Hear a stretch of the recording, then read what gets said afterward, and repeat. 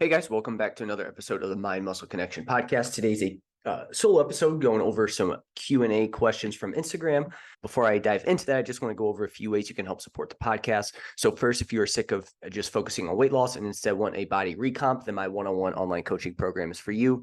I help you lose body fat and build muscle with my body recomp training, nutrition, and lifestyle methods.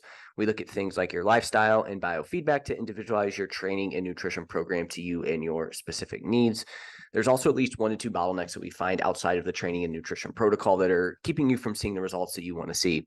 So if you're interested in finding out more about that, you can reach out on Instagram or you can fill out the link in the show notes and we can go from there and continue that conversation. If you aren't interested in full coaching, I do one-on-one consultations where we troubleshoot any issues you have and or map out a game plan for the next couple months.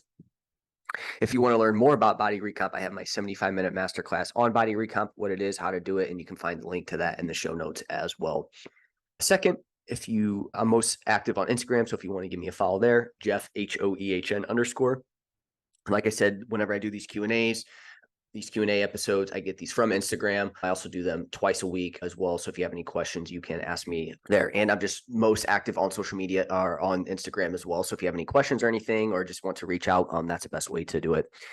And then lastly, if you found this podcast to be helpful in any way, if you could leave a rating and review, and that will help more people find this podcast. So with that out of the way, let's dive into today's question. So my first question is, does a diet break have to be 7 days or a certain length of time? I think this is a great question because I think a lot of times with a lot of these concepts and just a lot of these, you have to put words to certain topics, right? So for example, body recomp, it needs to be named so that way you can reference it. And it's helpful for like research purposes as well too. So something like a diet break, again, somebody will hear diet break and be like, oh, it has to be this certain amount of time, or same thing with a deload, and I'll put these two together. But really there's a lot of flexibility built within these concepts. And I think sometimes people get too caught up. And I used to be this way as well too, where it's, for example, diet break, oh, it has to be 1 week at a time, it has to be 2 weeks, whatever. But again, there's probably some flexibility built in. I think what's better is to understand the concept and like what you would use it for, understand the principle of it. So with a diet break,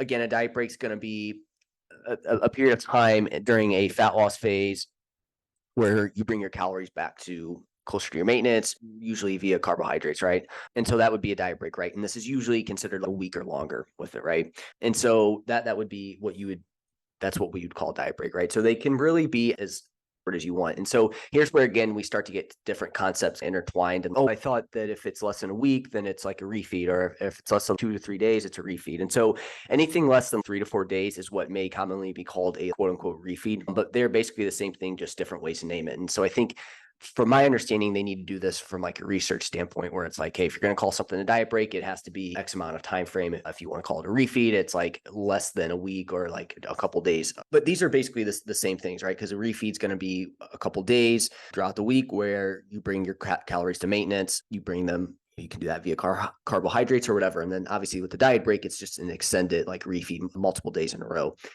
What I was saying here on this is a diet break can really be as long or short as you want it, right? So maybe, for example, if your plan is to diet break for 1 week, but after 3 to 4 days, you're feeling good and ready to get back at it, I don't see anything wrong with getting back to your deficit sooner rather than later. I think if, again, you set it out for a week, you're feeling good, your hunger and cravings went down, mentally you feel better, your energy is a little bit higher. Like I feel like at that point, if you have fat loss goals and you want to just get back to it, I don't think there's anything wrong with that. Now, where a diet break, where we don't want it to be too short is if you've been dieting for a really long period of time. And again, this is like a period of time where you want to make sure you really drop off diet fatigue. The leaner you are, the longer you've been doing it, the longer that is going to impact. It's going to take a little bit longer to get rid of that diet fatigue. But if you just had something short term come up and you just needed a week here where you're going to take a diet break, but you're feeling better, I think 3 to 4 days is perfect. So just to go to like my diet break right now, I'm in the middle of one. And my thought was, hey, I'm probably going to take it from like Friday to Thursday. But if after 3 to 4 days, like I'm feeling better, I feel recovered, I was like, you know what, I'm just going to get back to fat loss. Now, if you have it set out for a week, you feel good after 3 to 4 days, I don't think there's anything wrong with sticking with that 1 week as well too. I think so long as you don't have a particular time frame that you need to be lean by, which most people don't, like unless you're doing a bodybuilding show, some sort of like photo shoot, weight comp, like where you have to manipulate your body weight to get to a certain weight. I don't think you need to, I would always caution on taking a little bit longer with it versus, hey, it's 2 days, I feel good, now time to get back at it. So I would always push you towards, there's really no downside to it other than it might just take you a little bit longer. But at the end of the day, what's an extra 3 to 4 days or 5 days at maintenance, right? Because again, we don't have that specific time frame that we need to be done by. And I think just going a little bit slower is better for adherence and lean body mass there on that. And so I also made this point too on this question. It's the same way I view deloads now. I think if you're feeling good after 3 to 4 days, then you can probably go back to regular training if you want to. Again, in saying this, there's nothing wrong with taking a few more days if you think it's best to play it on the safer side, or if you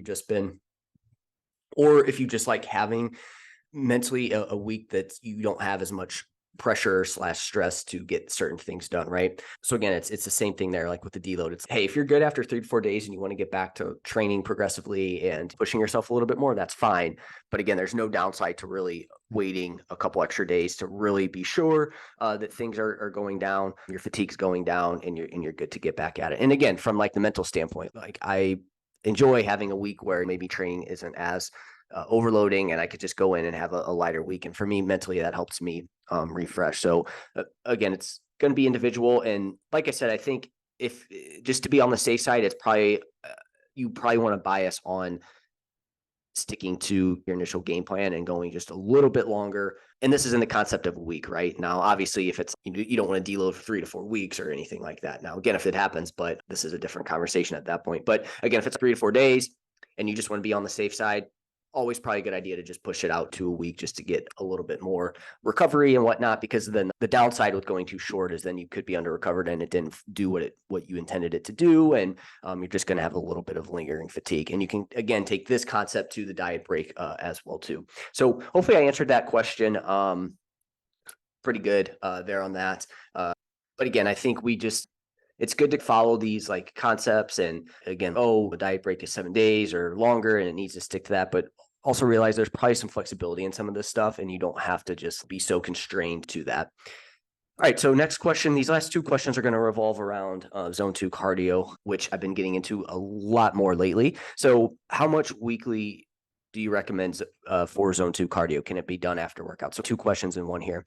First, before I dive into that, I just want to go over a couple mistakes that I made with cardio when it comes to like muscle growth and like body composition, and then some benefits of zone 2, and then I'll dive into the weekly setup there with it. So I think a lot of times and this is remember, this is through the lens of a body composition, right? So we're trying to get more muscle, have less body fat, just look better overall, right? And so I think some mistakes that people make when they hear the term cardio is it's more focused on fat loss and not the health benefits of cardio, right? Again, people's like perception of cardio is like, oh, I have to do a ton of cardio, that's how I lose weight, right? And they don't really focus necessarily on the health benefits come along with it. And I think that's where it can be misapplied and probably where cardio can get a bad rap and where like it can end up being detrimental for body composition, right?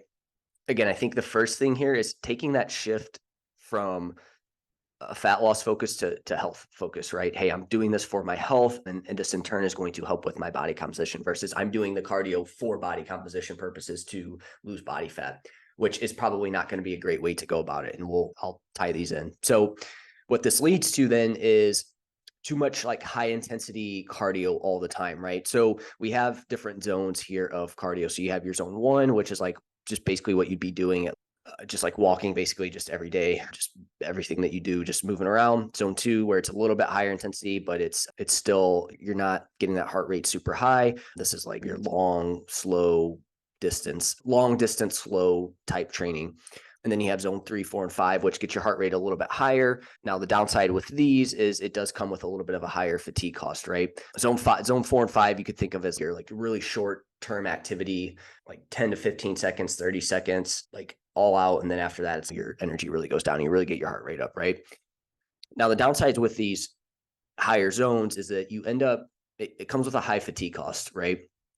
So that's why we push you towards this kind of zone 2, because it doesn't come with as much fatigue. Basically, why I'm bringing that up is because I say too much high intensity training when it comes to cardio. People focus too much on getting their heart rate up and they spend too much time in these zone 3s, 4, and 5s, which again, they have adaptations. They're good. You probably want to get into those from time to time. But if that's like all you're ever doing for your cardio, you're going to be putting a lot of wear and tear on your body. There's going to be high fatigue costs to it. Your recovery is going to suck, and your body's just not going to be in a great position from like a muscle growth standpoint, probably not from a fat loss standpoint. And you could see how this could wreak havoc on your body composition, right? So when we have this fat loss focus, that's what ends up happening there with it. And then on top of it, because it's fat loss focused, it's usually paired with poor nutrition. So again, people are like not getting enough protein in, they're not getting enough calories overall because they're trying to lose body fat.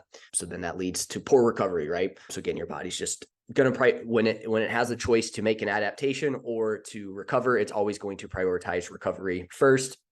And so if you're just sending all these, if your body's just, it's overloaded with stress, too much high intensity training, not enough food, it's again, that recovery, you're just going to be like spinning your wheels here because your body's going to be just trying to catch up here with the recovery side of things. And then people end up burning themselves out, they get hurt. And this is where it's like, oh, cardio is bad. You lose muscle, you don't see, it doesn't improve your body composition, et cetera. Right. And so I think the big shift there has to be from the cardio being from fat loss to health benefits, right? Let's focus on those health benefits. And so before I dive into the specifics of why we'd want to do zone 2 is basically what happens then is if you're somebody who does it for fat loss purposes, or you're somebody who just lifts weights and you're like, oh, cardio is bad for health or bad for body composition, it's you end up either doing all high intensity or like just weight training, right? So you're always in that higher zone training. We're not ever really getting into that like zone 2 type training where again, it's going to come with low fatigue costs, but also really hit this different system that you don't hit from these higher intense activities. So what this means is a big chunk of your cardiovascular health is largely untapped if this is how you do it. You're either all your cardio super intense, or you just do HIIT training and like weight training, or you just do weight training. Again, you're like zone 2, that specific heart rate is usually it's untapped, right? So it's a missing link here with this. Again, I don't want people to be like, oh crap, this is why. Like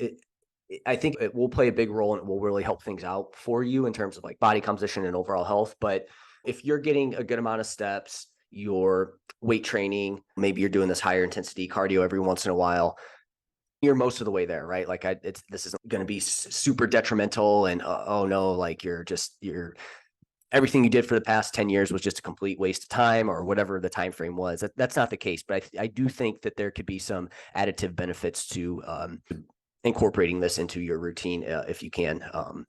So yeah, what I wanted to hit on there with that, I don't think I missed anything. So what would be some like kind of benefits here of doing this specific zone 2? So you're going to have this increase in like metabolic flexibility. Okay. So your body's going to utilize fat as a fuel source better because what happens when you aren't very flexible metabolically, like your body just uses glucose as energy. And it's just not as efficient essentially for it to always use glucose. And I actually having a podcast come out here soon. It may actually be it might have actually came out by the time this is out with Mike Nelson. We talk about metabolic flexibility. So I encourage you to go and listen to that podcast episode. Another thing is it will also increase mitochondria and mitochondria efficiency. So that's a benefit of zone 2. Really though, what this can do though, is it can improve your recovery in between sets and from day to day. So you're able to do a little bit more volume, which is going to be great I think anytime you can handle a little bit more like volume, that's probably not necessarily the worst thing in the world.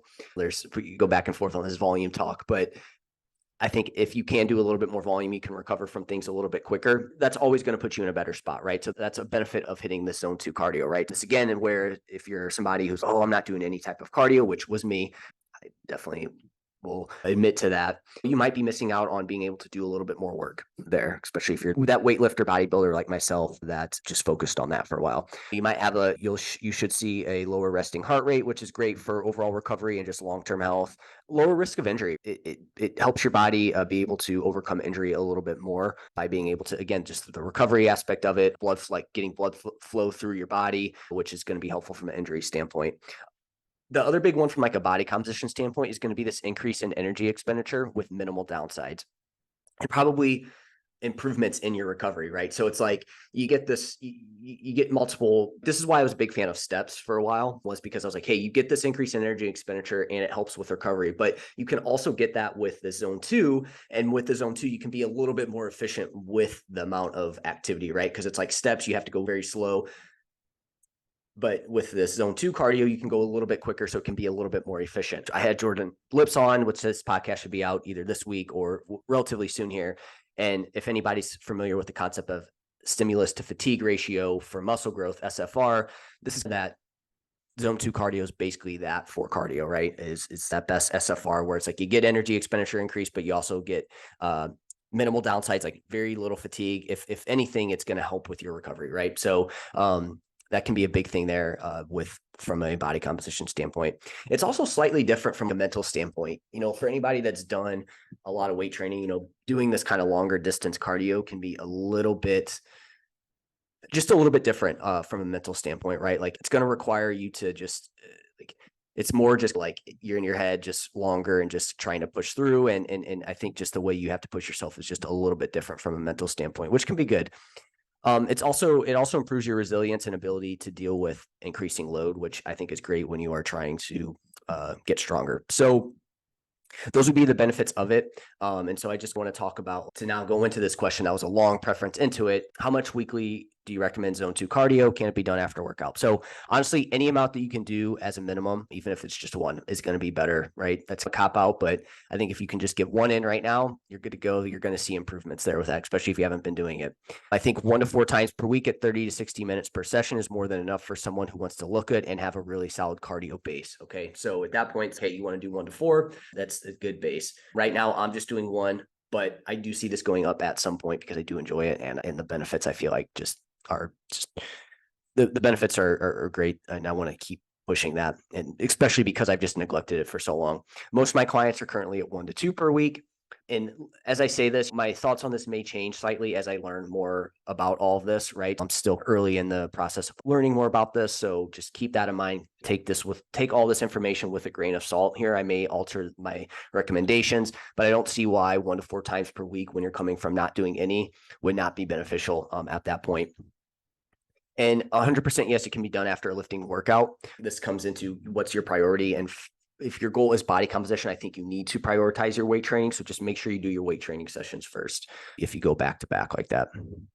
So that's kind of the recommendations of zone 2. Now, my last question on zone 2 was, should I stick with the same machine for zone 2? And I think over time you can change this up. But short term, I would try to stick with the same modality. Modality being, are you doing like a bike? Are you doing like an echo bike? Are you doing elliptical? Are you jogging? What is it, right?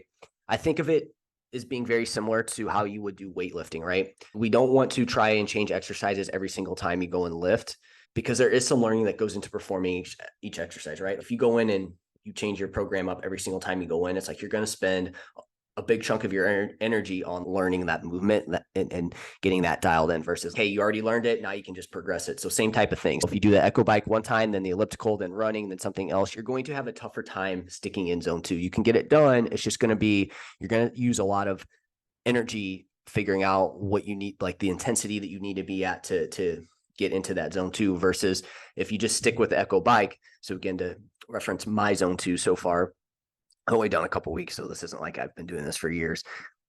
First time doing the echo bike, I was like, my heart rate was too high. I spent way more time in zone 3 than I needed to be, and even a little bit in zone 4. So second time around, I was able to get pretty much all in zone 2. I had like maybe a minute in like zone 3.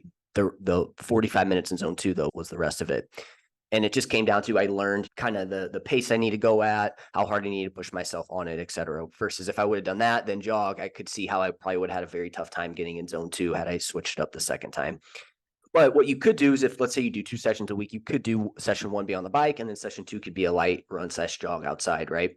Do that for 6 to 8 weeks and then switch one out. And saying all this, just getting it done is most important, but it might be a bit tougher if you switch all the time. So again, don't overthink this, but that's how I would do it there on that. So a nice little episode on some zone 2 stuff. Again, as I continue to learn more, I'm sure my thoughts on this will evolve and whatnot, but just where I'm at right now with it. So hopefully that was helpful, guys, and I will talk to you next time.